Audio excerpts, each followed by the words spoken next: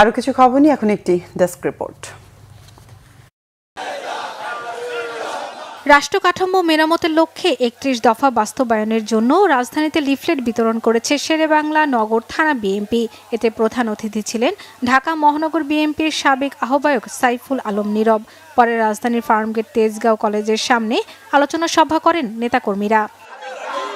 Commitment cultural একাডেমির প্রতিষ্ঠাবার্ষিকী উপলক্ষে সম্মাননা প্রদান করা হয়েছে।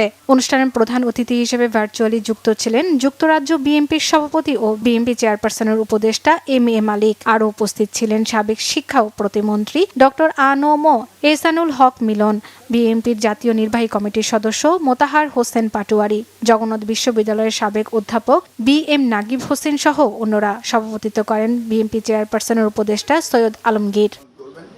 মুন্সিগঞ্জে বিএনপির ৩১ দফা বাস্তবায়নের লক্ষ্যে আলোচনা সভা হয়েছে শ্রীনগরের কুকুটিয়ায়। সভায় প্রধান অতিথি ছিলেন ঢাকা মহানগর দক্ষিণ বিএনপির যুগ্ম আহ্বায়ক ফরহাদ হোসেন। আর উপস্থিত ছিলেন জেলা যুবদলের আহ্বায়ক মুজিবুর রহমান দেওয়ান, মহিলা দল কেন্দ্রীয় কমিটির সদস্য ও মুন্সিগঞ্জ জেলা নারী ও শিশু অধিকার ফোরামের সভাপতি সোনিয়া হাবিব লাবনী, যুবদল কেন্দ্রীয় কমিটির সদস্য মিজানুর রহমান খান সহ অন্যরা।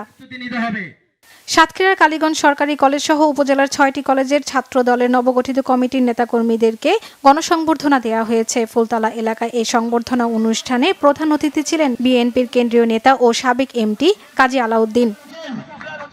রাজধানী বনশ্রীতে চালু হলো সনি স্মার্টেসের শোরুম। উদ্বোধন করেন স্মার্ট টেকনোলজি বিডি লিমিটেডের ব্যবস্থাপনা পরিচালক ও বাংলাদেশ কম্পিউটার সমিতির নবনির্বাচিত সভাপতি মোহাম্মদ জহুরুল ইসলাম। এ সময় সনি ইন্টারন্যাশনাল বাংলাদেশ শাখার প্রধান রিকি লুকাস, সনি স্মার্টেসের head of sales Sarwar Jahan Chowdhury, head of marketing Azad Rahman সহ আরও অনেকে উপস্থিত ছিলেন। Banglavision news desk.